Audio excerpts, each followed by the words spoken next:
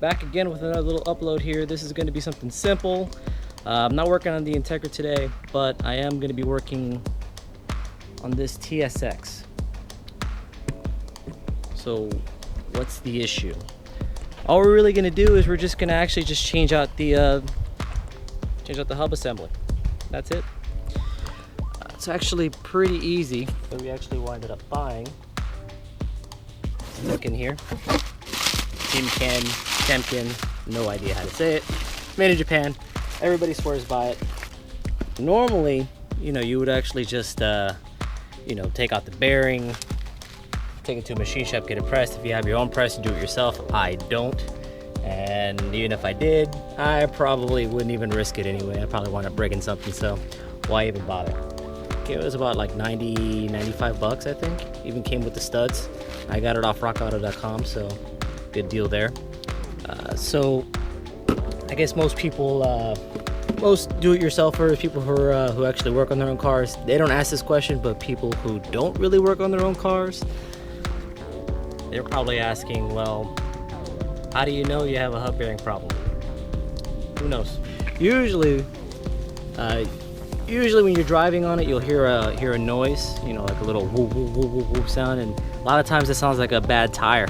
And how do you know the difference between a bad tire and a bearing? Well, what I usually do is I usually find a road that usually has two different surfaces, and I'll drive over it. And if the sound changes from one surface to another surface, then you know something wrong with the tire. If, let's say, it doesn't change at all, no matter what surface you drive on, then we know it's obviously something with the car and it's going to be the bearing. That's usually what I do, but that's just me. Probably everybody else has their own thing that they're doing. That's just the way I do it. Normally, you're not supposed to actually even be able to hear it. Once you have the car in the air, you could spin the wheel. You probably wouldn't hear a thing. There's no weight.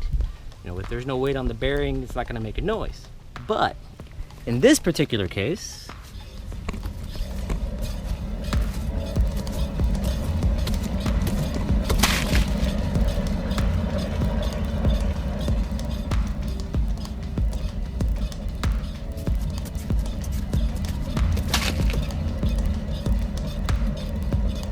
hear that or not,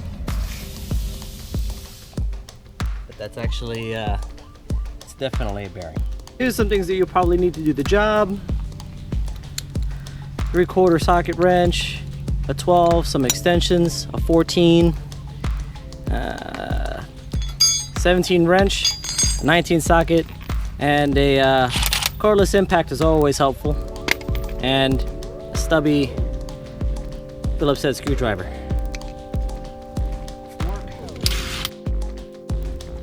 Phillips head screwdriver is just to take these little pieces off. I don't know if you can see them. Right here we have some screws that need to be taken out. It's actually helping to keep the rotor on straight onto the hub.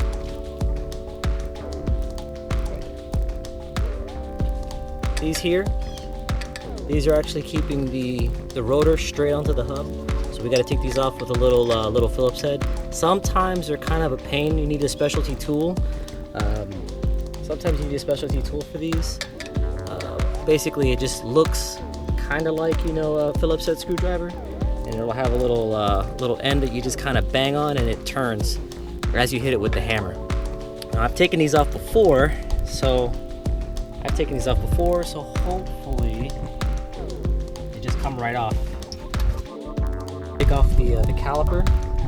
So we have one screw here, one screw right down here at the bottom.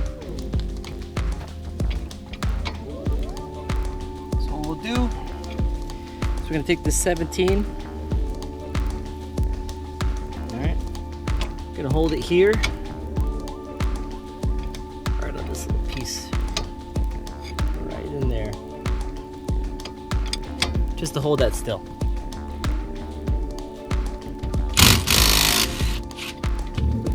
And voila. Now we just got to take off these two.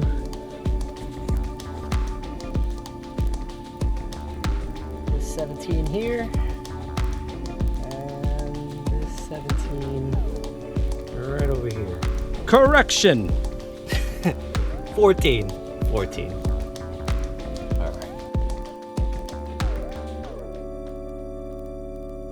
So this is what we're looking at here. This is the part that we have to replace. And oh,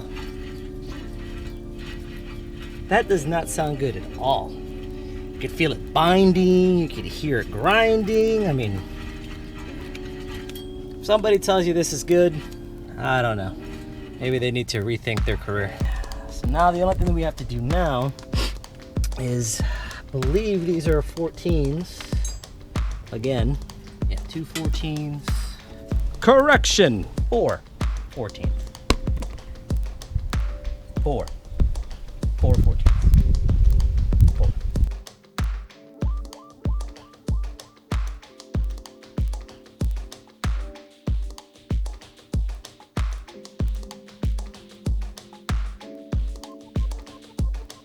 Once you get the 4 bolts out, it should just slide right out.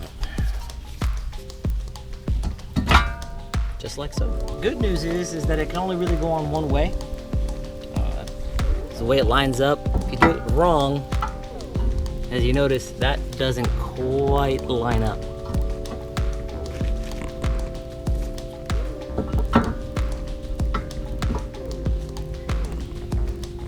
But this does.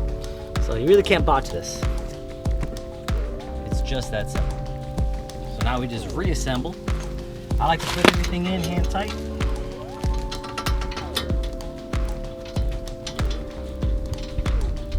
That way we don't strip anything, no issues, nothing breaking.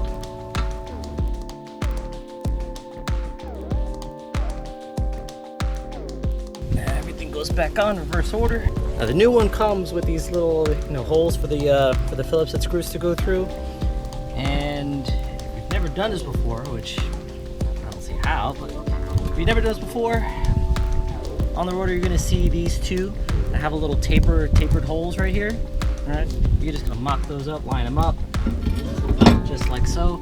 So that way when you put the 2 screws in, they don't stick out and they don't bind or get caught in anything or cause any kind of issues.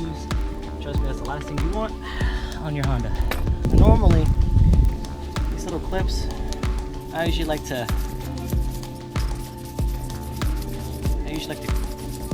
get a wire brush and just clean them off a little bit. A lot of buildup and stuff. I mean, you're already here, you might as well. Rear disc brakes, and I would say you probably haven't seen this before. The caliper, the piston itself, has this little cross, threaded, cross-drilled, area, and on the back of the pad, it has this little rise in it that slides in. So that way, when this starts to turn, when you put the handbrake on, it actually moves this in and out, just like that. What I'm gonna do, I'm just gonna place this right where it needs to be.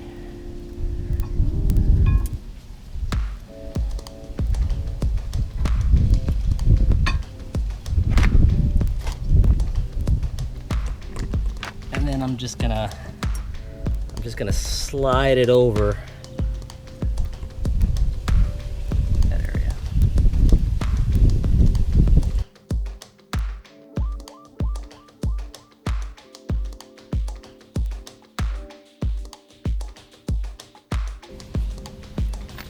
So when you guys do this, star pattern on the bottom, top, crisscross. And I never use an impact on this. Never use one. I want to cut apart. Don't do that. This is one of those moments in which I say, do as I say and not as I do. Normally you're gonna sit here and you actually get a torque wrench. You're gonna torque these lug nuts on. And there you go, kiddies. That's it. Not much to it. I could do it. Anybody could. So hopefully I have something for you next time. See you later.